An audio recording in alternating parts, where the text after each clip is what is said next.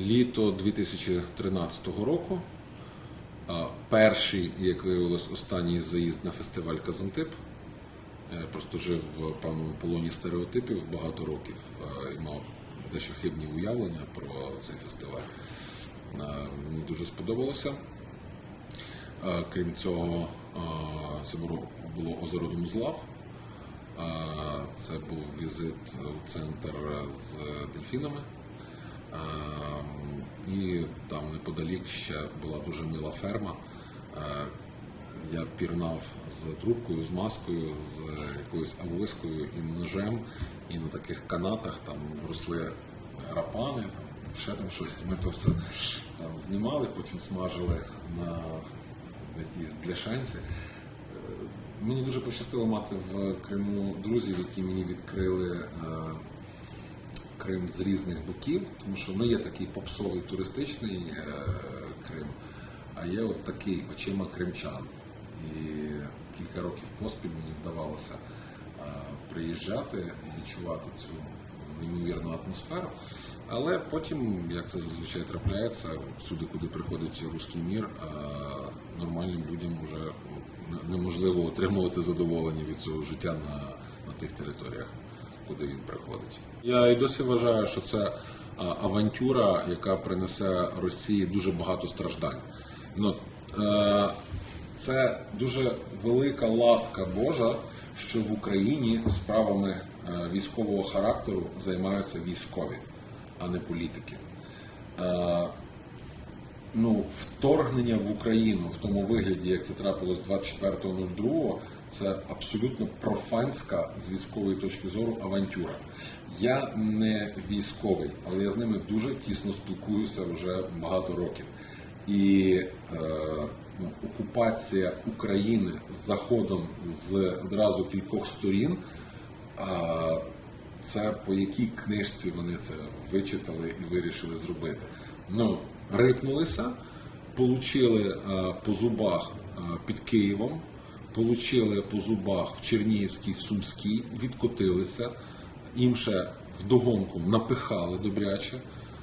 Просто їх тут косили тисячами, просто розвалювали, вони не знали, куди тут дітися. Вони тікали з під Києва, Ірпінь, Буча, Вижгород, наверх, Іванків, тікали як дурні, тому що це не вони нас, це ми їх вже там в котел мали взяти. Харківська область, північніше, вибили.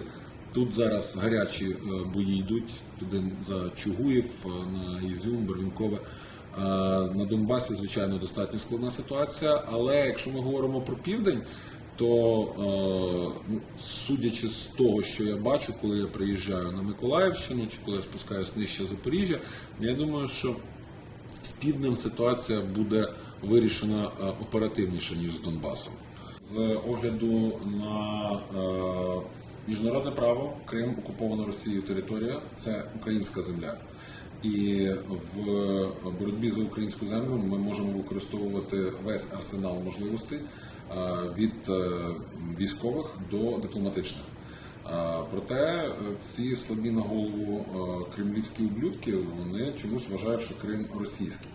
І вони вже неодноразово там давали в інфопросторі якісь маячки, що якщо, наприклад, Україна буде обстрілювати чи вторгнеться на територію Росії, то вони це будуть сприймати як загрозу існування держави і можливість застосовувати тактичну ядерну зброю. Наскільки ці погрози є серйозними, я не знаю і уявляти собі цю ситуацію не хочу.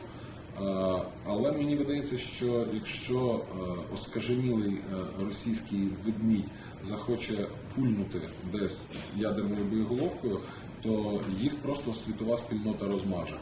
Тому що перший, хто витягне ядерну зброю з кишені, буде просто, Росія і так тотальне зло. А тут вже просто у світу не залишиться інших варіантів, як добивати їх гуртом. Тому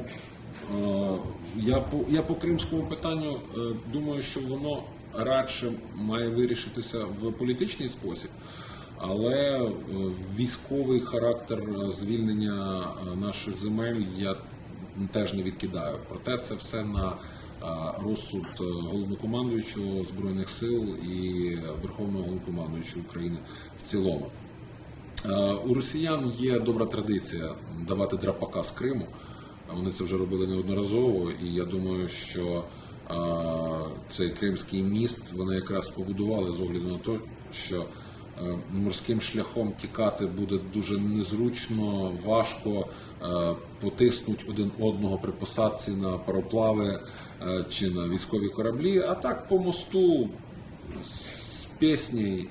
От. Як там Міхалков з цим співав, з Расторгуєвим.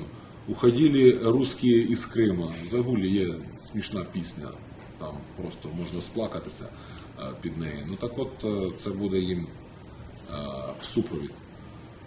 Я поїду по тих місцях, які я дуже люблю, до тих людей, яких я люблю, які залишилися, на жаль, в окупації, і в яких я завжди міг з'їсти смачнючий лагман, ось, чи якихось рапанів і так далі. Тому що Крим – це ж не тільки море, це ще і не тільки гори, це для мене ще і кухня насамперед.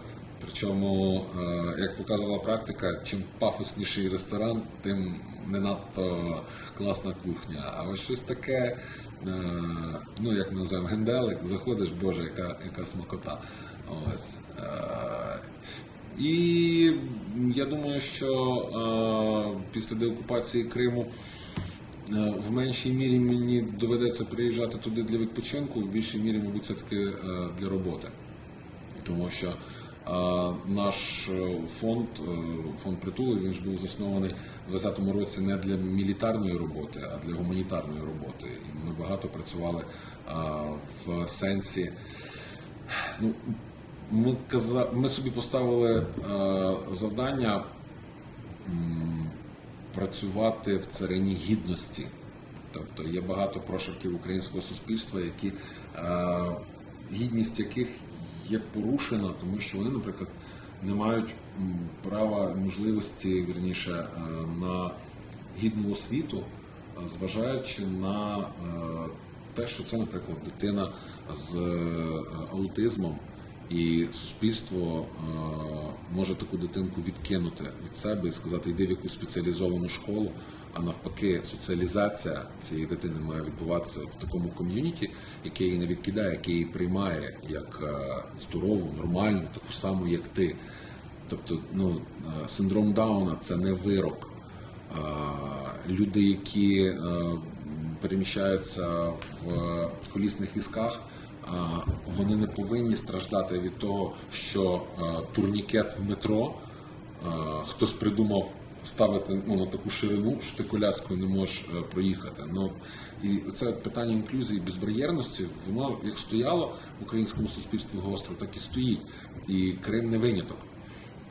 І коли туди повернеться українська влада, туди також мають повернутися українські благодійні фонди, українські благочинні організації, українські волонтери, українські меценати. І ось ця гуманітарна складова нашої присутності, вона повинна трошечки пришвидшити процес реінтеграції Криму в велику українську сім'ю.